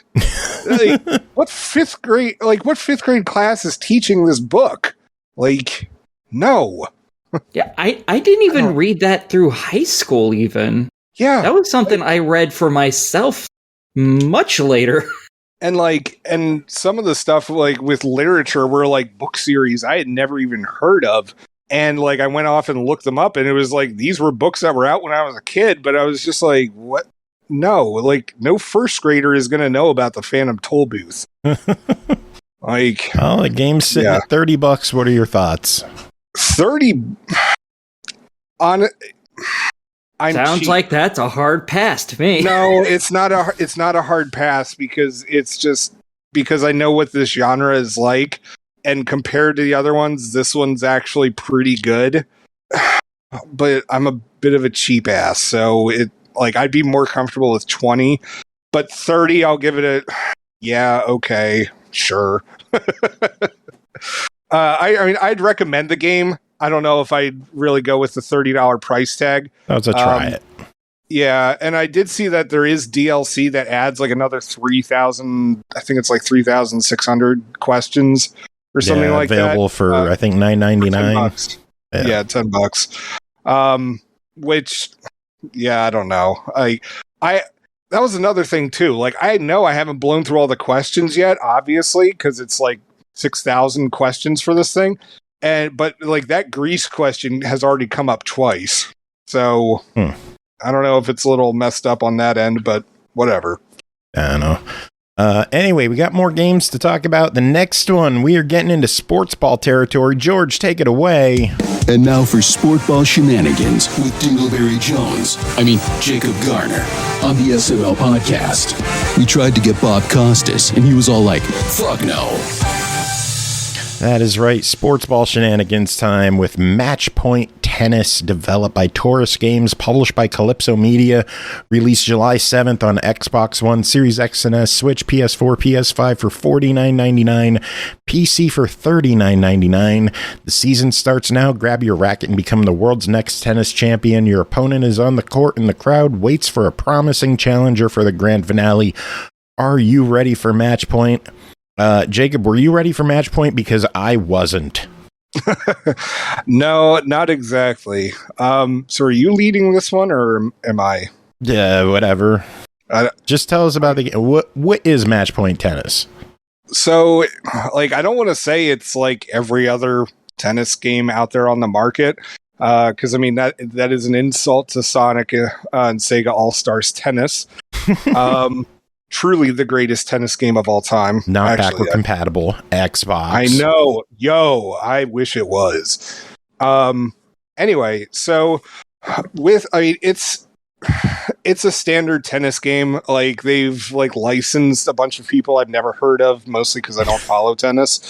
And thankfully, like it has a pretty decently in-depth tutorial thing going for it. So for me, it teaches you all the different shots you can make, like the slices and the lobs, and it's pretty comprehensive in teaching you all of that. It's my issue was actually doing it in practice. Oh yeah, and like thankfully, like there's a nice little practice mode to go along with it in case like you really want to try harder before going out on the court and stuff like that. And oh crap, I forget what well, whatever. I was gonna say, like, I could have sworn I used to play a tennis game back on the original Xbox, but I can't remember what the heck it was. Yes, Top Spin. Oh man, I missed that game. Anyway, what made you bring that up? It just reminded me a lot of Top Spin.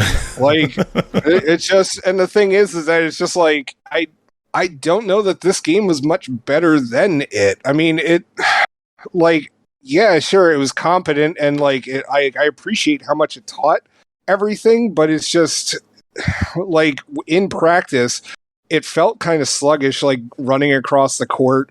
Like, it really felt like it didn't matter what shot I kind of did, because just about everything, like, I'm not, actually, I should take that back, not just about everything, but I would say about half of my shots were out no matter what. It was way too easy to shoot out of bounds or to hit out of bounds on this game. I know when you hit, there's a little silhouette on the court that you have to pay attention to.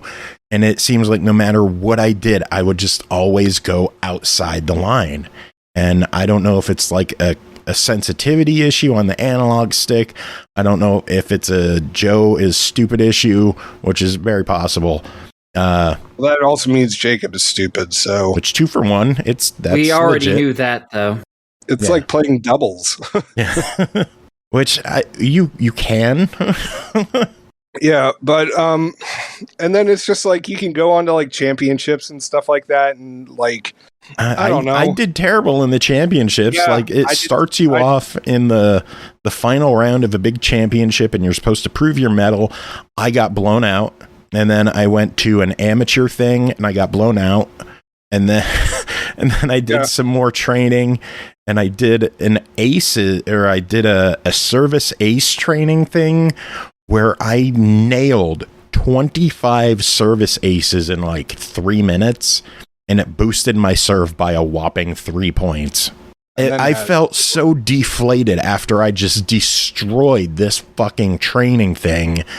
I missed like 1 shot because it hit the net. Everything else, I was a fucking ace. And I got so little of a stat boost from that. It was so demoralizing. Yeah. And it's just, I don't know. It never felt like it mattered who I played as, what kind of court I played on. Like, it felt the same every single time. Like, and it, like, going back to the Top Spin, like, you know, which is a game that is now at least 15 years old, like, at least. Probably 20. Like, it felt like that thing was, like, it handled, like, a feel of an actual, like, tennis match better than this. And it's just, I don't know. Like, I wanted to like it. It looked nice. Ugh, jeez. 2003. And it's like, the guts are there. Like, it's not like it's an incompetent game. It's just, it needs a lot of tweaking. And yeah, like, how'd you do with multiplayer? I could rarely ever find a game. I wasn't able to find a game either, although I was trying at like midnight, so that was probably my issue.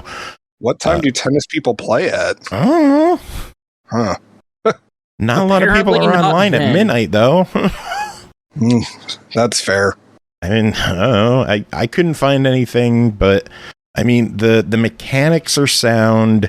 The AI, despite being on amateur, is just ruthlessly destructive to my ego and to my self-pride. For $40, what are your thoughts? I'd give it a try because it's on Game Pass. Or wait. Very true. It is on Game Pass. The thing is that it's just like, I feel like there are better tennis games out there. I mean, I haven't played them. I don't. But I don't think there's better tennis games out there. I mean, that's not saying this is an amazing tennis game. It's just the selection of tennis games out there is just so mediocre and lackluster. How is it that, like, we had better selections like 20 years ago? Like Rockstar Table Tennis. Because your standards were lower. Oh, God, yeah. Rockstar Table Tennis. I forgot about that. My old roommate John and I almost got into fist fights over that game. Holy shit. Nice. God, that was the gold star of that kind of stuff. Yeah. Jeez.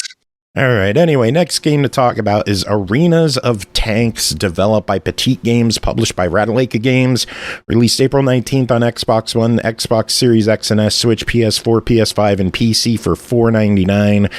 Fire up for fun with Arenas of Tanks, a tactical toy tank game. Use skill and strategy to defeat enemy tanks and upgrade your team. And I want to say that's supposed to be August 19th, and I wrote April for some reason. I'm a genius. No, you're not. We've proven that time and time again. August. Released August 19th, not April. Thanks, autocorrect. I'm going to blame you. Jacob, what is Arenas of Tanks? So this one is a top-down shooter where you get you're in a tank, obviously, and you get dropped into this arena, which has other tanks. An arena of tanks. So you will. And so pretty much you just like there's different modes. Like one of them's kind of like a grab the orbs kind of thing, which is kind of like Pac-Man. And you can't fire your weapon either, which I was like, that's kind of interesting. And then there's like one just like last as long as possible. There's also one where you could just take on nothing but bosses and stuff like that. And then and that's the arcade stuff. There's also challenge ones, and the challenges are really just like, score this many, survive this many waves, beat the boss, all that kind of stuff. Fairly standard. Like, there's not, like, when you look at it that way, there's not a lot to it. But what's really cool about this game is that as you go through the arcade mode, as you're trying to last as long as possible, you collect all these, like, little bits of scrap off of all the enemies that you've destroyed. And you can use the scrap to help improve your tank and also buy ally tanks. And you can have up to 5 AI tanks that will like just mill about the arena and like try not to get blown up themselves with varying amounts of success as you keep going through the game. So not only do you need to keep improving yours, you also have to keep if one of them gets blown up, you're going to have to replace it because each wave obviously gets more crazier. Eventually you're going to be facing up against tanks that have these heat lasers that take out an insane amount of damage on you and stuff like that. But yeah, and I was a little disappointed that it's not like you could just keep upgrading your tank and the stats will stay. I wish that there was a feature for that, but whatever, I get it. And then it's tied into a score multiplier for however long you last and how often you keep blowing up other tanks. And so you're just really just trying to get as high of a score as you possibly can. As I said, there's not much to the game, but yeah, it doesn't look like it's a very deep experience, but it is only $5. So what do you think? And it is pretty entertaining. And also for you achievement whores out there, it's going to take you 30 to 60 minutes to knock out 1,000 points. Woo-hoo! Nice. So yeah. So for $5, yeah, it's worth it. Cool. All right, next up is Rick Henderson, developed by Fat Pug Studio and eastasiasoft, published by eastasiasoft, released August 31st on Xbox One, Series X and S, Switch, PS4, PS5 for $7.99. Paying homage to arcade classics and wrapped in nostalgic 16-bit graphics, Rick Henderson is an endless horizontal scrolling shoot-'em-up with unlimited replayability. Twitch your fingers through 5 enemy factions and their bosses, upgrade your ship, and try to survive unpredictable space events. Jacob, what is Rick Henderson? So, yeah, it's pretty much just as you described. You start off the game with 3 different pilots that you can use in their ships, which have various power-ups and abilities and stuff like that. And you have 3 different weapons. One of them is just a standard bullet, and it deals the same amount of damage to whatever. You'll have a special laser kind of thing, which defeats shields. And it'll deal 2 times the damage to the shields, but only half of the damage to armor. And I might be getting that wrong. It might be reverse that, but whatever. And then you also have missiles, which will deal 2 times damage to armor, but then nothing 0.5 damage to shields. And so you have to constantly keep switching between your weapons as you're going through this in hopes of defeating everybody.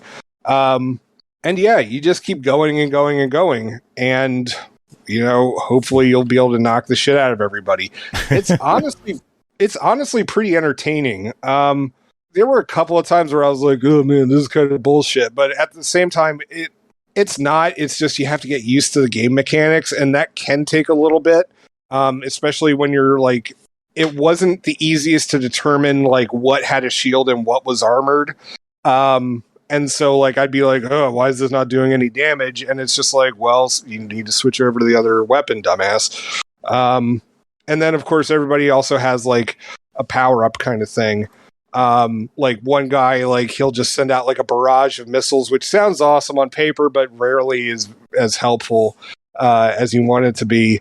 I forget what the other two guys are. Because I mostly used, like, the insect-looking guy. And then eventually there are other pilots that you can unlock and stuff like that. So there is a lot of replayability for this game, and I was pretty impressed with it, honestly, for that $8 price tag. Especially for, like, a game that, like, doesn't exactly tell you what it is. Like, this is a very uncommon game title. It's deeper than the surface shows. Yeah.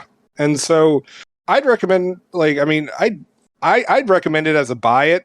And if you're unsure, like, and you like shmups aren't exactly, like, you know, your cup of tea, it's at least a try it on that, but I would say buy it. Cool. All right. Well, there's one last game to talk about, so I'm not going to let you leave yet. Justin Wack and the Big Time Hack, developed and published by Warm Kitten, released August 23rd on Steam for $19.99. Cozy 2D point-and-click adventure featuring multiple playable characters and plenty of silliness. Oh, and there's time travel and relationship stuff going down too, and robots, lots of robots. Aki, what's going on in Justin Wack in the Big Time Hack? Okay, this is a point-and-click adventure game. And I suck at these, so be prepared. In this, you play as the titular Justin Wack. And I kept, every time I tried to remember the name of this, I kept thinking Justin Wick, but then I couldn't think of what the hell the ending of the name was. I'm like, that's not right, because can't remember the rest of the title from that. But you're just some office drone.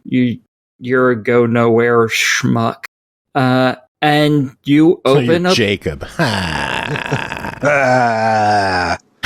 I can't believe I'm about to say this, but worse than Jacob. Ooh. That is so painful to say. But yeah, no, this dude's boring, kind of like Jacob. But he can't even get a girl. Somehow Jacob managed that. I don't know how, but he did. Matter of fact, Justin loses the girl within, like, the first, like, 2 minutes of the game. So, because she likes cats. I don't know how the hell you manage that, but sure. I don't either, trust me. Lots of drugs. But rude, I don't like that implication. I mean, I'm sure the only way she can put up with you is to get high. But oh, yeah, that's fair. Yeah, exactly. But he somehow opens a portal to prehistoric times where dinosaurs and people live in this game, even though he mentions people and dinosaurs did not live at the same time. And when he goes over there and just looks around, because he's told to by his boss, a caveman jumps through the portal, making the portal disappear. So now Justin Wack is stuck in the past and the caveman is stuck in current day. And they both have to figure out the world that they're in. Justin needs to figure out a way to get back and to get his girlfriend back. And the caveman has to figure out how to survive in this world and not go back. But upon opening a portal, because they did not have permission from... they are being hunted down by robots. Not particularly smart robots, mind you, but robots nonetheless. That want to murderize you for it. And yeah, the whole game is just that. Just them dealing with the people from the future and trying to get back to their own times. And obviously Justin getting with the girl that I really hope doesn't happen. No offense to Justin, but he's a schmuck. This game is split in between 3 different acts. The first one, the 2 characters are split up. In the second one, they are able to communicate, so they end up being able to help each other across time instead of being each on their own. This game deals with talking dinosaurs, Neanderthals, futuristic robots. You name it, it's probably in here somehow. There's even aliens in it, for fuck's sake. So Yeah. This is, if you have a walkthrough, you can probably beat this game in like, I don't know, 4 to 6 hours. Without it, it really depends on how good you are. I mean, I think I've put over 10 hours in this, and I'm still in Act 2 of 3, because I suck at these. But yeah, if you're good at this, it's probably not going to take you too long. This is an average sitting game. Everything is voice acted. Nice. And all the robots kind of remind me of Sean Connery. Why? Just because the way they talk, the inflections and stuff they have it's just Sean Connery to me. Oh, immediately, the moment one of them started talking, I was like, Sean Connery. Not Sean Connery, but yeah. It's great. But every character is voice acted. And yeah, it's I really like the art style in this. Yeah, I like it too. This is not one of the easier point and clicks, because there are some points where it has nonsensical stuff, kind of like ye old point and clicks did, that I never understood and couldn't complete. Like I can't complete Monkey Island. That's how bad I am at these, and it just doesn't make enough sense. This game sometimes reaches about those levels of absurdity, and I'm like, I don't know what I'm doing. Because I just, my brain doesn't work that way. I didn't grow up on these. If you grew up on these, it's probably not too bad, would be my guess. Well, but it's $20. What do you think of it? I would say this is a tentative try it. Because I think people who like point and clicks, this will probably drive with. For everyone else, it's kind of up in the air, because this isn't one of the straightforward ones. Cool. All right. Works for me. All right. That is it for the episode. We made it through. Jacob, I made you stay till the end. What do you think of that? It's the first time he ever got to see the end. No, I've been for the end of the show before. Does it hurt your soul that you're still here? It should. No. It should. Yeah, it really should. I mean, what the fuck is wrong with you? I could pretend that I'm hurt. Okay, yeah, do that. Do that. Oh no! I have to listen. Oh, stop doing that. That sounds disgusting. Don't stop. Aki. Yeah. Oh, yep. No, I took Aki. off my headset. That's nope. I don't need to hear him. Oh god. Yeah. Oh, I want to hear that disgust in your voice.